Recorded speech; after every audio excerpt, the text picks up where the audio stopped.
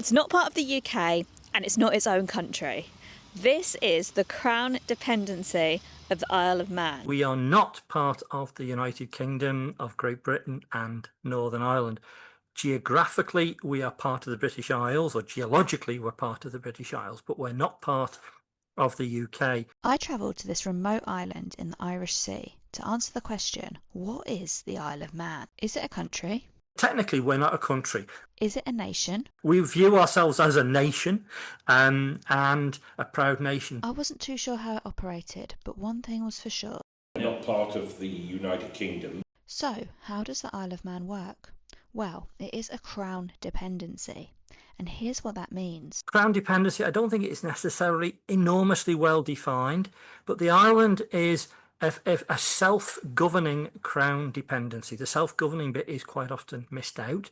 It doesn't have its own formal written constitution. It has a constitution that's comprised and built up of a number of elements over time.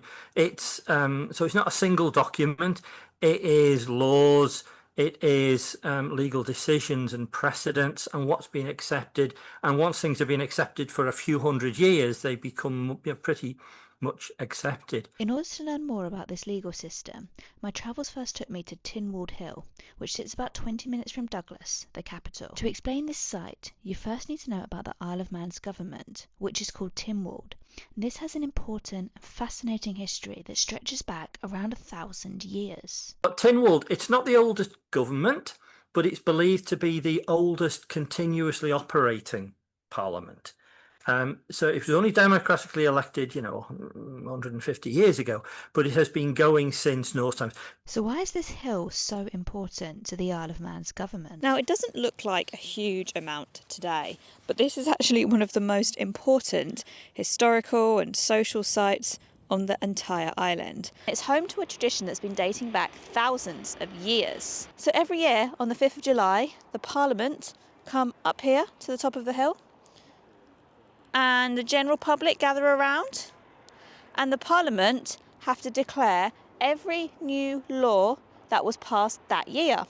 If it's not declared here, it does not get made into law. And this is a tradition that has been going on at least 1,000 years, although no one's quite sure when it first started. So Norse settlers brought the tradition of an assembly field of Parliament declaring the laws back in the 9th or 10th century when they arrived on the island. And it was quite simply born out of the idea that laws should be spoken out loud in public so everyone could hear them and knew where they stood.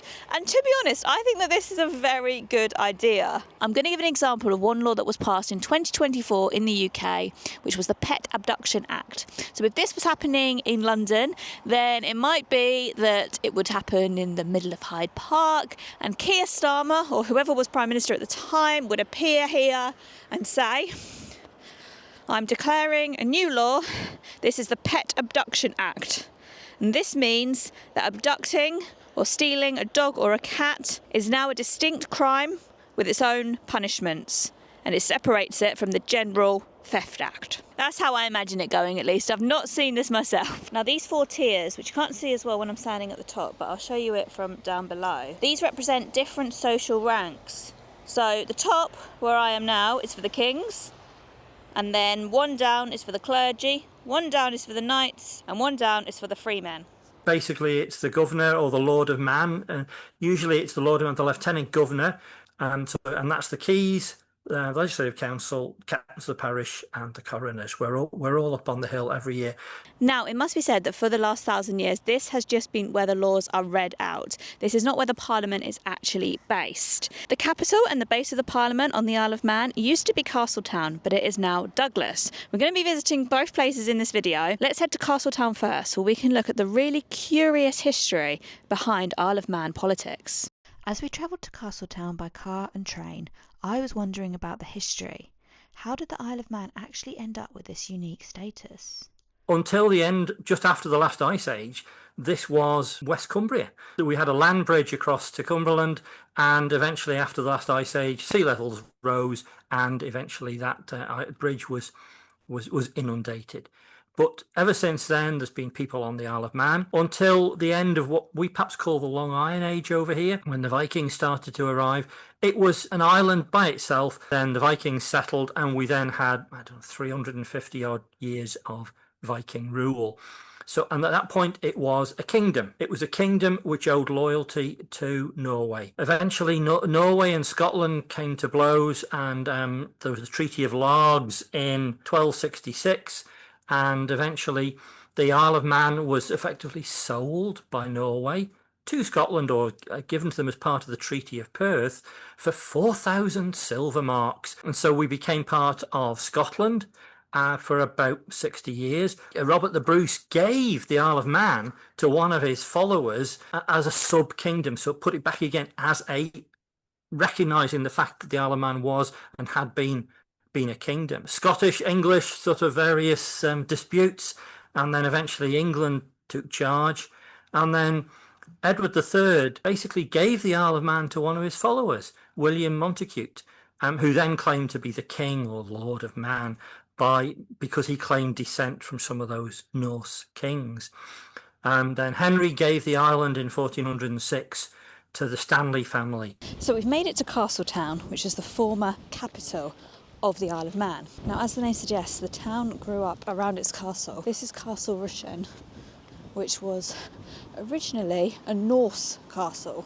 Now, in the Norse days, the Isle of Man was part of what was called the Kingdom of the Isles, which was a Norse Gaelic realm that stretched across the Hebrides, part of the west coast of Scotland and Man. So this castle was built in the late 12th century, and it was expanded in the 13th and 14th. And it was used by Norse kings, the English crown, the Scots. Basically, whoever controlled the island exerted their authority by dominating the castle. So the town itself, which we've got here, developed to service the castle. We are by the sea here, and you can see this little harbour that comes in here. So it became quite an important trading centre on the island. And for centuries, this tiny town was the capital of the Isle of Man. And during that time, Castle Rushen was used as the administrative base. Now, one reason that the Isle of Man developed its own unique legal system was that from the early ages of English rule, the island was governed with a mix of English law and Norse law.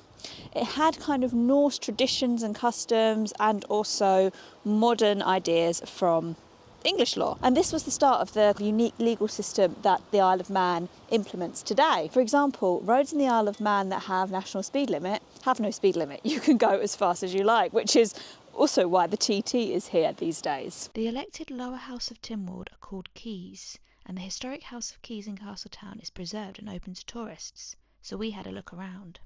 Oh, interesting. So I think you can sit here and listen to what the judge has to say and pretend you're the Parliament. The Parliament's now in Douglas, right? It is. When did it move from here to... Motion for 1874, but they didn't move to where they are now. They moved initially into what had been the old Friendly Society, the Oddfellows Meeting Hall, which was a grand building. It had 4 Corinthian columns at the front and the big neoclassical look to it. And that had morphed, probably out of necessity, very quickly into the courts of justice. Now, these keys made the laws, and they also were the highest court of appeal on the island, so they thought it makes natural logic, we'll move in there, and we'll use the courts of justice, or a section of them, to make the laws. 1879, the Bank of Mona, the wedding cake building, that went bust, and they bought it, converted it into the new Parliament House in the new capital, Douglas. Today, this status largely means that the Isle of Man makes its own laws. We have just, love it or hate it, the assisted dying bill has just passed through our Parliament. Oh, really? And just now awaits royal assent.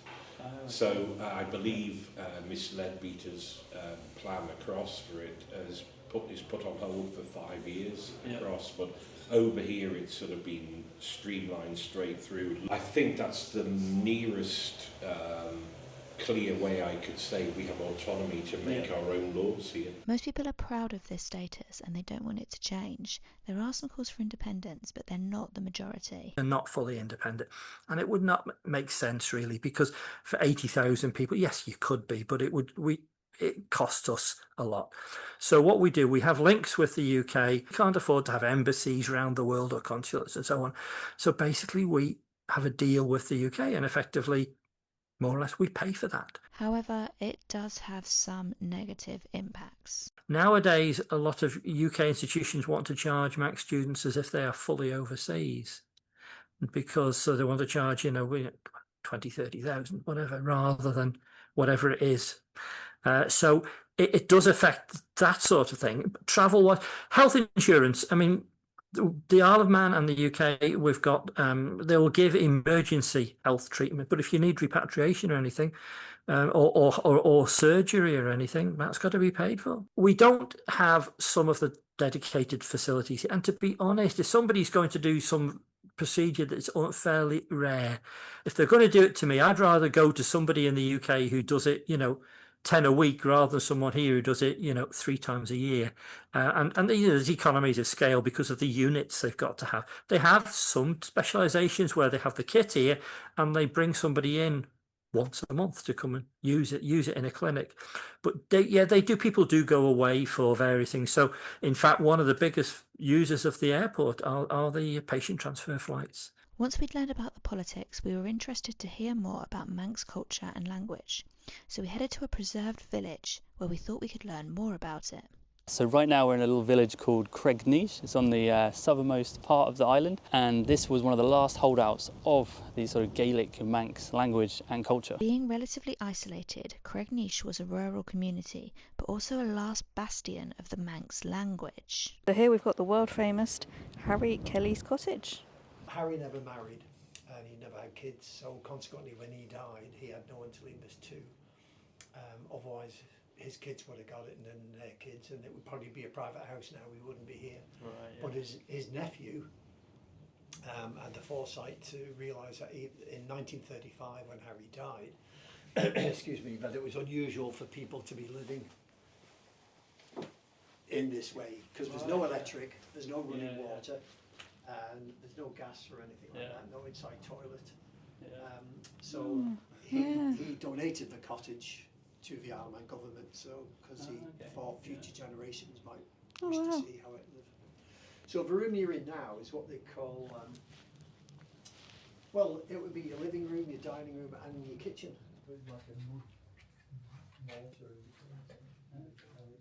Initially, they put it side down. They covered the A-frame in that. Then they put the thatch on top of that. There's no running water or whatever. There are some animals that are native just to the Isle of Man. So there is the Manx cat, which I'm not sure if we're going to see one, but they are basically cats without tails, and they've evolved without tails over time. And then this is the Manx Lochtan, maybe, sheep, and these are sheep with 4 horns. So they look really funky. And what does it say? Native to the Isle of Man, one of the rarest breeds of sheep in the British Isles, nearly became extinct in 1950. So they have multiple horns, 2 to 6. Some of them have 6 horns. It's pretty wild. I think there might be some over there, so shall we go and see if we can see them? So Claire has become a bit of a... So you can see the 2 horns are like, there's 2 up and then there's 2 curled round. And he's there. Seeing the sheep was fun, but we really needed to learn more about Manx as a language. So the Manx language is a Celtic language that had a relatively similar story to the Cornish language, in that it was used and used and used, and then over the years its use gradually faded and everything got a bit more anglicised, which is the same as it did in Cornwall. But in recent years it has had a revitalisation. And we talk about, people here can be very disparaging about come-overs and recent come-overs, but it was the enthusiasm a lot of new residents who actually gave it a bit of momentum to keep it going. And now we've got a Manx Gaelic elementary and junior school. And you can have your classes taught even up into, I think, into secondary education now, some of them in Manx. And we'd actually already visited Port Erin, where we'd encountered some of the language ourselves. I thought I'd just pop into this bookshop here because it does say that there are Manx books. Me? No. Teach your cat. Right, so I've got Teach Your Cat Manx here. This is all like cat lingo. Hello. Lemai. Lam. Oh, Lemai. Lemai. Come here. Tarham. Leave it. Farag A. Don't. Nudge in. I really apologise if any Manx speakers are watching this video. That's probably awful. But you can't buy any books that are just in Manx. Maybe not. Oh no. No, some of the, oh yeah, these are in Manx. Yeah. Oh, there we go. Yeah, this is completely in Manx. So this is if you've upgraded. That is in Manx. Yeah. Yeah. Cane Ulan Grey. Tomato cane is what it's called in English. That's the Manx. And then Aspart, D Scale and Ellie means and some other stories. That looks very different to Cornish and Welsh, doesn't it? Yeah, it's Oh, so we were just having a chat with the lady in the bookshop, and she was saying that there is a totally Manx primary school. So all of their lessons will be in Manx. There's only one on the island, but every primary school will have Manx as a language. So they will learn it as they'd learn sort of French or Spanish or similar, and then there is the option to do it at secondary school. Although she did say that a lot of the students choose to learn French or Spanish these days. But she thinks there has been a bit more of a revival and said that her kids speak a lot more Manx than she does. So it does look like people are speaking the language more and more. Back in the south, we decided to drive to one of the extremities of the island. Now we're going to head down to the Sound. It looks like there's a cafe there. So we're going to go see if they can do us food. It's 4 o'clock and they're closing in an hour. So they should still be able to do like a very late lunch / very early dinner. The amazing thing about the Isle of Man is that there's no speed limit on certain roads outside the towns and the city. Well, there's only one city, Douglas. That's why they have the TT here, which is like the huge motorcycle race, because you can literally ride around as fast as you want. However, that doesn't mean people are actually going fast, because as we head down to the Calf of Man, you can see that we're going 10 miles an hour, I think, as we're stuck behind the caravan on these winding roads.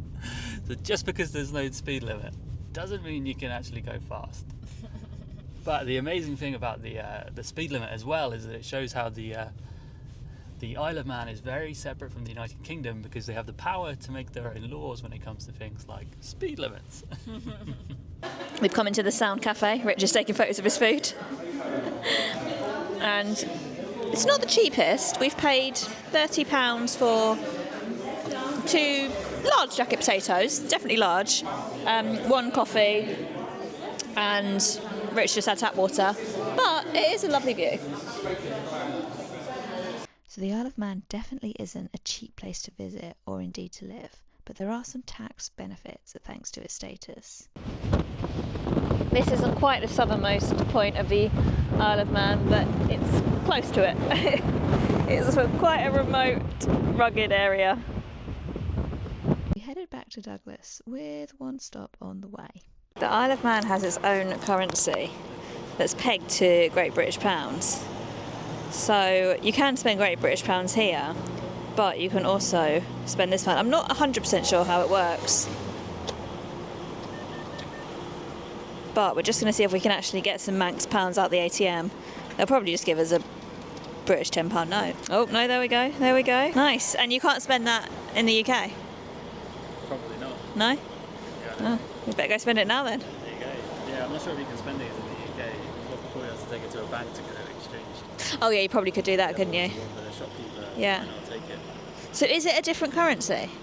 Is that... There we are. So I don't know if it's a different currency or just a different banknote. It might be its own currency, the same as Scotland makes its own. But they're all pegged to the pound Yeah. anyway, so it doesn't really matter. Alright, we're going into this traditional Manx shop. the co-op. So our last stop was the island's capital and tourist hub. But as we learned earlier, this was not always the capital.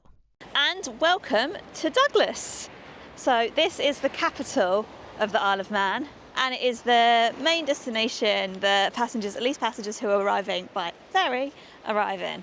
The airport isn't actually in Douglas, it's sort of near a castle town. So Douglas built up in the Victorian era when all the tourists were coming here on the steam packets. And you can see a couple of them out there. I think one of them will leave relatively soon. And you can see all the Victorian style buildings lining the seafront. Tourists would arrive here, and obviously then the need for tourist focused amenities like hotels, restaurants and tourist attractions built up.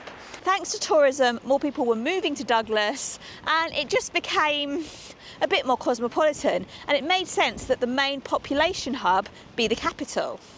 So while Douglas doesn't have centuries of capital-focused history like Castletown does, it's still a very important place to explore Manx culture, heritage and politics today. Largely, Tynwald, the island's parliament, is based here. And if you remember from when we went to Tynwald Hill, this is possibly the oldest parliament in the world. So the House of Keys meets here these days, so does the Legislative Council and most of the civil service. And education, health, policing, all of these laws that the Isle of Man is free to make for itself are all managed right here in Douglas. Now I will say I'm just walking along the promenade now, and it doesn't look all that different from a lot of beach towns in the UK. In fact, we thought it looked a little bit similar to Exmouth in Devon where we live, which is a few hundred miles away. But you will always find examples of how it is different.